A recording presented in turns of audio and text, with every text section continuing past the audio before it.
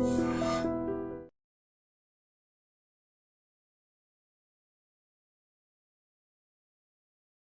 Hello నమస్తే welcome back to our channel. నేను మీ వైషు. ఈ మధ్య కాలంలో ప్రియుడితో కలిసి ఉండడానికి భర్తను చంపేసిన వాళ్ళ సంఘటనలు చూస్తుంటేనే భయపడుతుంటే మానవ సంబంధాలని మంట కలిపేలాగా తల్లిని అంటే ప్రేమకు అడ్డొస్తుందని ఒక 18 ఏళ్ళు కూడా లేని బాలిక తల్లినే చంపేసింది ప్రియుడితో కలిసి. అసలు సమాజం ఎట్టెళ్ళిపోతుంది? ఈ విషయం గురించి మాట్లాడడానికి ఈరోజు నాతో పాటు సోషల్ యాక్టివిస్ట్ కృష్ణకుమారి గారు ఉన్నారు. మేడంతో మాట్లాడదాం. హాయ్ మ్యామ్, నమస్తే. నమస్తే. రోజొక సంఘటన, రోజొక సందర్భం మాట్లాడుకుంటూనే ఉన్నాం. ఇంత గలీజ్గా ప్రియుడి కోసం భర్తను చంపేయడం, పిల్లల్ని చంపేయడం, ఇప్పుడు ఏకంగా తల్లిని, అది కూడా 18 సంవత్సరాలు కూడా లేని అమ్మాయి 19 సంవత్సరాలు ఉన్న ఒక అబ్బాయితోటి ఇలా తల్లిని చంపేసిందని ఎలా చూస్తారు మ్యామ్ ఈ సంఘటన అసలు మీరు? ఇది చాలా దురదృష్టకరమైన సంఘటన. ఈ సంఘటన జరగటానికి వ్యక్తులుగా వాళ్ళు ఎంత బాధ్యులో ప్రభుత్వం కూడా అంతే బాధ్యురాలు అని నేను నమ్ముతున్నాను. ఓకే, ప్రభుత్వం చేయాల్సిన పనులు ప్రభుత్వాలు చేయట్లేదు, అసలు అవగాహన కలిగించట్లేదు చట్టాల పట్ల. సరే, అది అట్లా పక్కన పెడితే అది చాలా పెద్ద విషయం అనుకోండి. ఈ కేసు వరకు తీసుకుంటే ఈ పాపకి 18 అంటున్నారు మీరు, కాదు 16 10th క్లాస్ చదువుతుంది.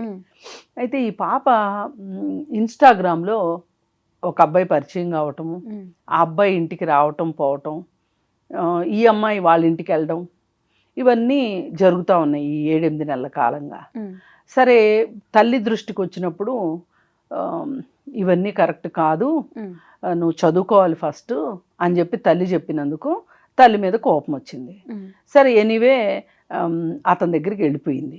వెళ్ళిపోతే వాళ్ళు బాగా ఆదరించారు.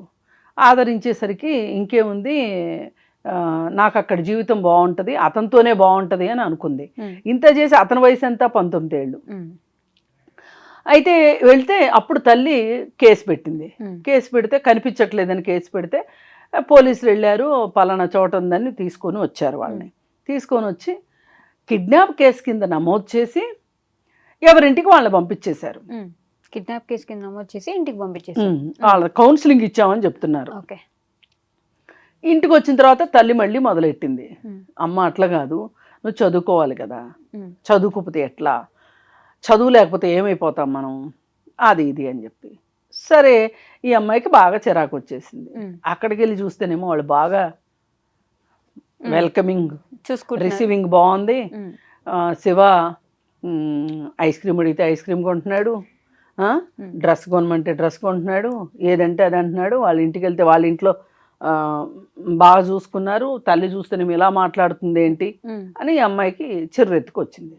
వచ్చి ఇద్దరు కలిసి మాట్లాడుకుని, సరే, ఈ తల్లి కూడా చెప్పింది ఏంటంటే, సరే మీకు ఇష్టం ఉంది కదా, ఇప్పుడే కాదు చదువుకోండి, ముందు జీవితాల్లో స్థిరపడిన తర్వాత పెళ్లి చేసుకుందరు కానీ నేనే చేస్తా పెళ్ళి అని కూడా చెప్పింది.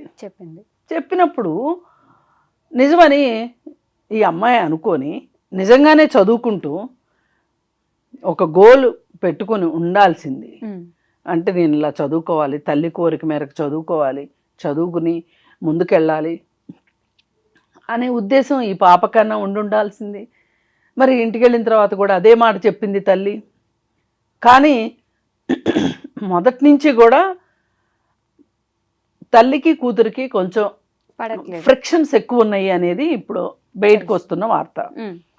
సరే, ఈమె మొదటి భర్తకి సంబంధించిన పాప, అతను చనిపోతే ఆమె మళ్ళీ పెళ్లి చేసుకుంటే అతని ద్వారా ఇంకొక పాప, అతను కూడా చనిపోయాడు. రెండో అతను కూడా బాగా డ్రింక్ చేసి యాక్సిడెంట్లో చనిపోయాడు. అయితే ఇప్పుడు వీళ్ళిద్దరూ కలిసి ప్లాన్ చేసి ఈమెను చంపడానికి డిసైడ్ అయ్యారు. వాళ్ళు ఆలోచించింది ఏంటంటే, అడ్డుగా ఉంది ఈ అమ్మాయి, ఈమె అడ్డు లేకపోతే మేము సుఖంగా ఉంటాము అనుకున్నారు వీళ్ళు 16 ఏళ్ళకి. అంతవరకే ఆలోచించగలిగింది పిల్ల. తర్వాత నెక్స్ట్ పోలీసులు ఉంటారు, పోలీసులు వస్తారు, చాలా ఉంటుంది అనే ఆలోచన లేకుండా ఇలా చేయడం వల్ల జరిగింది ఏంటి, తల్లి చనిపోయింది. తల్లి చనిపోయిన తర్వాత పోలీసులు వచ్చారు సీన్లోకి. ఇప్పుడు పోలీసులు అరెస్ట్ చేశారు. ఇప్పుడేంటి, పోలీసులు ప్రెస్ మీట్ పెట్టి వీళ్ళు చెప్తున్న గొప్ప విషయం ఏంటి అంటే, అసలు ఈ కేసుకు సంబంధించిన పూర్వాపరాల గురించి చెప్పటం కంటే కూడా వాళ్ళు చాలా ఉత్సాహంగా చెప్తుంది ఏంటి అంటే, అంజలికి 2 పెళ్ళిళ్ళు అయ్యాయి. ఓకే. అంజలికి కూతురికి పడదు, కూతురికి వాతలు పెట్టేది, సరిగా చూసుకునేది కాదు. ఆ పాప 7th క్లాస్ అప్పుడే పోలీస్ స్టేషన్కి వెళ్ళి ధైర్యంగా తల్లి మీద కంప్లైంట్ చేసింది, మా అమ్మ నన్ను కొడుతుంది, తిడుతుంది, నన్ను సరిగా చూసుకోవట్లేదు అని. ఇవన్నీ చెప్తున్నారు. ఇవన్నీ చెప్పి అసలు వీళ్ళు పోర్ట్రేట్ చేసింది ఎలా ఉందంటే, పోలీసులు అంజలికి పెంచడం చేత కాలేదు, అంజలి 2 పెళ్ళిళ్ళు చేసుకుంది, కూతురుని సరిగా పెంచలేదు, అందుకే ఇలా జరిగింది అన్నట్లు పోర్ట్రేట్ చేస్తున్నారు. ఇది చాలనట్లు ఆయన కింద పోలీసులు అందరినీ అభినందిస్తున్నాడు అక్కడ కూర్చొని. ఎందుకు అభినందిస్తున్నాడో నాకు అర్థం కావట్లా.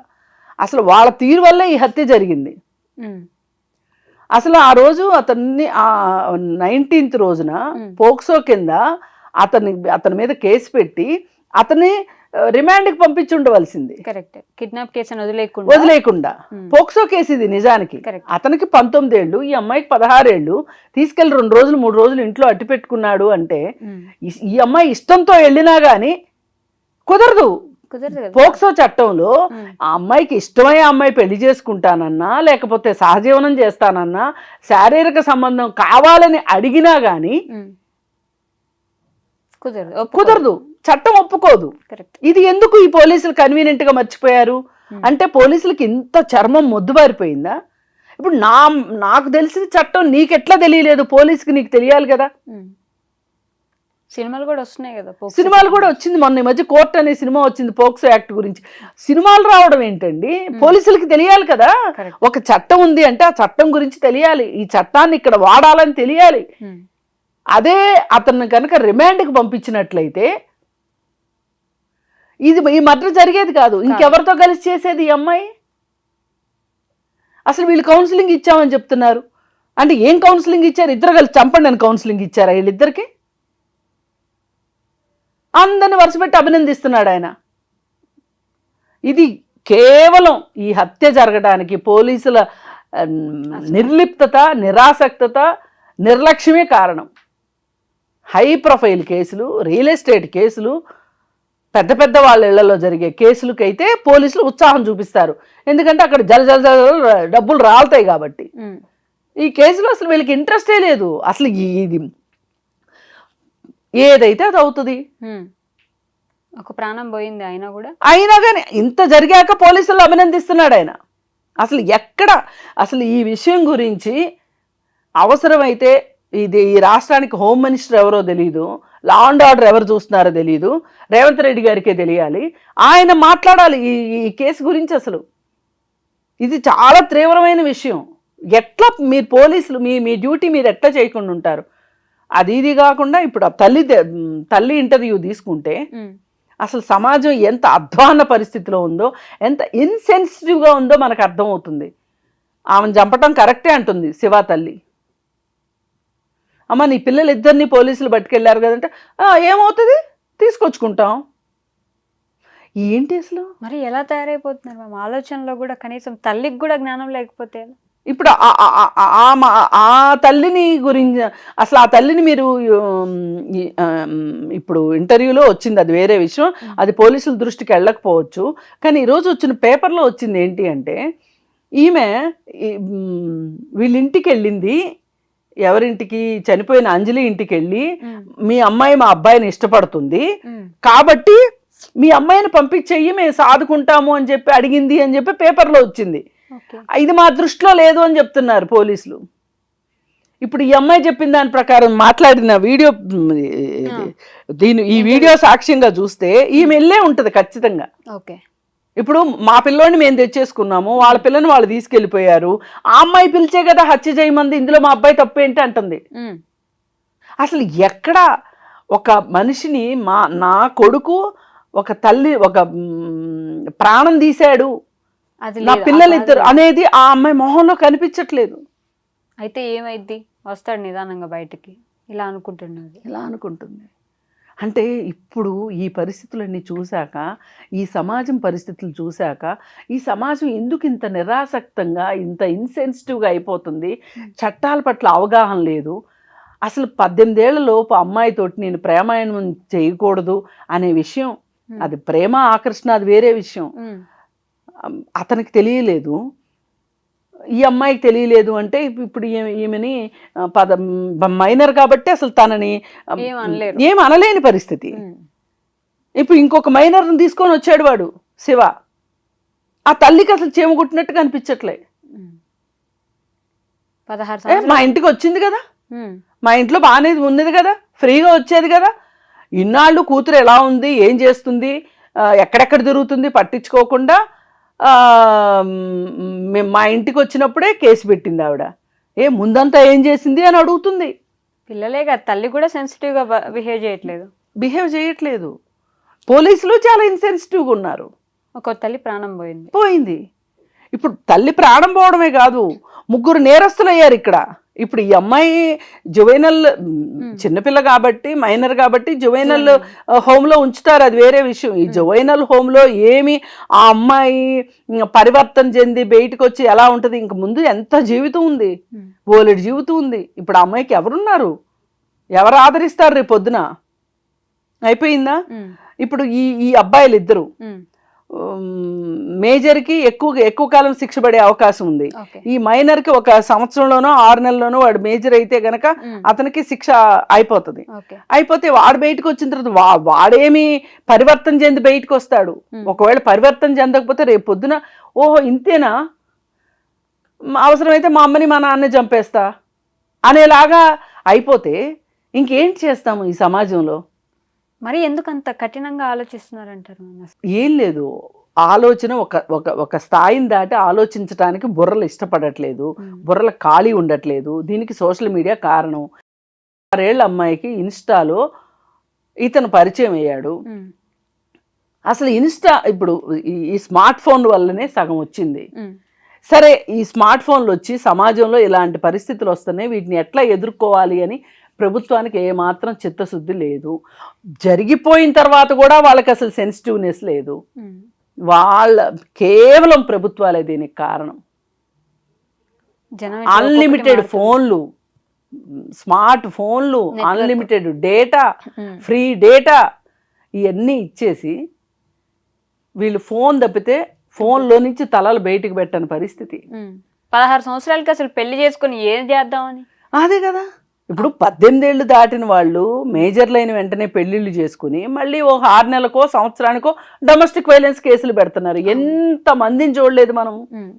అసలు ఇక్కడ పాయింట్ అది కాదు. ఇక్కడ పాయింట్ ఏంటి అంటే, అసలు ఇప్పుడు ఈ పిల్లలు ఇలా అవటానికి కారణం వీళ్ళకి ఒక గోల్ లేకపోవడం, మోడల్ లేకపోవడం, జీవితంలో పలానా సాధిద్దాం అనేది లేకపోవడం, భయం లేకపోవడం, అసలు చట్టాల పట్ల అవగాహన లేకుండా పోవటం. చట్టాల పట్ల అవగాహన ఎందుకు కల్పించదు ప్రభుత్వం?